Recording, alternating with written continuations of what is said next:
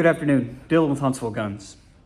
I have attempted to film this video a few different times, and every time I start on it, I get a few minutes in and I realize that I'm basically just reading from an encyclopedia, and it gets to be a bit dry in my opinion. So I think what we're gonna do instead is rather than covering one facet of it, I'm going to cover a firearm and then explain the ammo quirk that goes along with it. So this firearm came in yesterday. This belongs to a customer. This is a Hopkins & Allen Safety Police model revolver. This revolver was made sometime between 1906 and 1915, well over 100 years old. It is a 38 caliber. It is a 5-shot, and as you can see, a top break. So the frame is two pieces, the barrel and top of the frame versus the lower portion of the frame and then the grip itself. Two separate pieces, as opposed to a modern firearm where there is a frame and then the barrel threads into it. As you can see, this is an ejector model. So as you're opening the firearm, the ejector pushes the spent cartridges out, and then when it gets to its forwardmost position, that ejector drops back in so you can reload it. This gun, like I said, belongs to a customer. He picked it up recently at one of our local gun shows, and it has some issues with the timing. So when you pull the hammer back, the cylinder does not rotate to index to the next unfired cartridge. Pretty common in these, especially in a firearm of this age, for it to have issues, and this is an issue that I've seen before in this particular revolver, or this particular brand of revolver and ones like it. Revolvers have a system where here in the back of the frame, let's see if I can get it to focus for you. There is a little notch sticking through that slot, and when you pull the hammer, that notch moves forward, and that little end piece here is what engages with, focus please, there we go, the cam surface here on the cylinder, and that's what causes it to rotate into the next unfired location.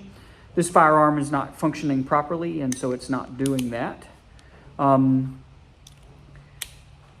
Like I said, with the age of this gun, Hopkins & Allen was in existence up until about 1917. They had some unfortunate events that caused them to dissolve the corporation. And the cartridge that is fired out of this firearm is fairly unique when compared to modern cartridges.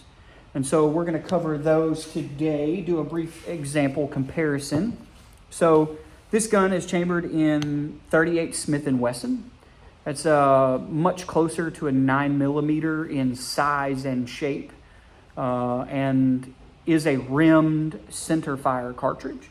Get you a close-up here of the head stamp. So this is marked 38 S&W, and then at the top you can see WRA, or Winchester Repeating Arms. Then we have the 38 Long Colt. It's a second cousin to the 38 Smith & Wesson. This is a 38 Long or 38 Long Colt. It is an actual 357 diameter bullet as opposed to the 361 of the 38 Smith & Wesson. A slightly longer case and a slightly different chamber pressure. See if I can get you in here. See, it is marked at the bottom 38 Long. You will also see some of them marked 38 LC for Long Colt, and then REM-UMC for Remington Union Metallic Cartridge. Next, we have the 38 Special. What we know today is a 100-year-old cartridge. The 38 Special was brought into existence 1898. It is also a .357 caliber or diameter bullet, and obviously is longer than the other two still. Also rimmed and center fire.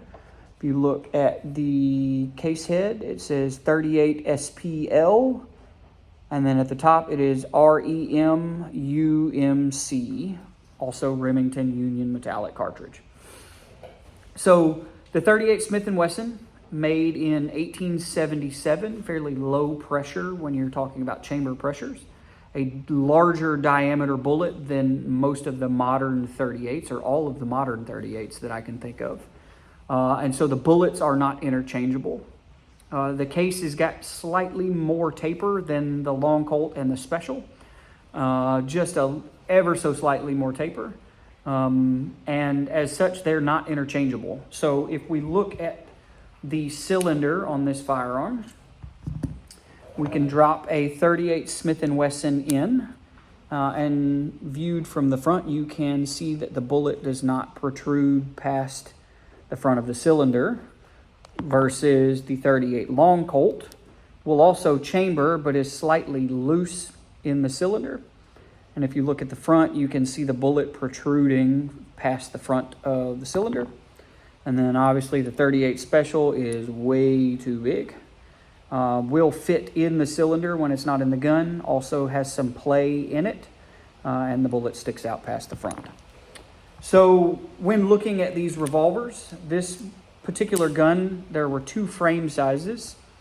Hopkins & Allen's made a large frame, which is what this is, and in the large frame there was a 32 caliber with a 6-shot cylinder, and then the 38, which is what this is, with a 5-shot cylinder.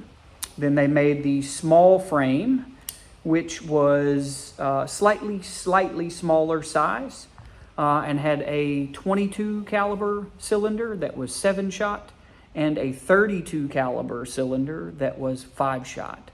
And so that's why most people confuse the small and the large. But if it is 38 caliber, it is definitely large frame. So, like I said, this firearm has some timing issues that I am going to get it taken apart and see if we can diagnose. But I wanted to cover specifically the ammo. Side note, all of this ammo was brought in years ago. I had a customer who was a game warden, and over his 50-year career as a game warden, he confiscated tons and tons of ammo from people doing the wrong thing. And so when he retired, he brought a large, it's like a cookie tin you get at Christmas, has butter cookies in it, a huge one of those, and plopped it down on my bench, and it was overflowing with stuff like this, just outdated cartridges that you don't see anymore. So if you own one of these, is it safe to shoot? I would say that this particular firearm, in the condition that it's in with the timing, obviously the cylinder can be out of index, which causes very dangerous conditions. But also, cool feature, if you press this small lever here, you can take the cylinder out of the front of the gun. But find a pointer here. If you look here, there is a small brass shim that someone has added at during the life of this gun. I assume that there is too much front end play. There's too much forward and backward motion in the cylinder based on age. And so somebody added a shim to it. That's probably got something to do with the timing issue as well. The shim is either too thick and pushed the cylinder too far back. But with those in mind, I would say that this is definitely not a good candidate for something to shoot. I did a quick look, and I did not find any commercially available 38 Smith & Wesson on the market. Like I said, the cartridges that I have are at minimum 50 years old. I did find where Remington, before they went bankrupt, produced a 38 Smith & Wesson in their wheel gun family of products. And so if you are on the lookout at your local gun show or your kind of vintage ammo dealer, you may find some. But I would also caution you that ammo doesn't age well. Not all of it does anyways. The powder in most ammo is sensitive to heat and cold, and so the longer it has sat unused, the more variety you can see in that ammunition. You can get squib loads from underpower or pressure spikes from overpowered ammo that has sat stored improperly.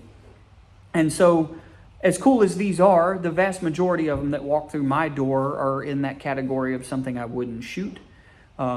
I assume that you could order a bullet mold if you wanted to make your own bullets. Someone like Lyman or maybe Redding probably sells a specific mold for this caliber. Like I said, .361 versus the .357 of our modern 38s. But that would still leave you needing to find brass and primers and a suitable powder. I didn't find any information about whether this was designed around black powder, but based on the age, I assume that it operates at a much lower pressure than our modern cartridges, not unlike the older cartridges in this family, the 3840, things of that nature, a little bit lower chamber pressure. Still a very unique, cool piece of history that has some unusual designs that we don't see these days. And so I figured I would grab a quick video while I had it on the bench. If you like what I'm doing here, different format, just kind of a brief overview of what it is that I see on a day-to-day basis and some facts about it. Feel free to give me a thumbs up. And if you like where the channel is headed and you want to see more content, please subscribe. I am trying to capture more of my day-to-day activity as a gunsmith to give you all a view of what it is that I do day in and day out. I do get some unique guns that come through the door fairly regularly. I have a pretty wide range of customers into a pretty wide range of firearms related topics. And so there's no telling what'll come in on a daily basis. Thanks for hanging out this afternoon. Hope you all have a great day.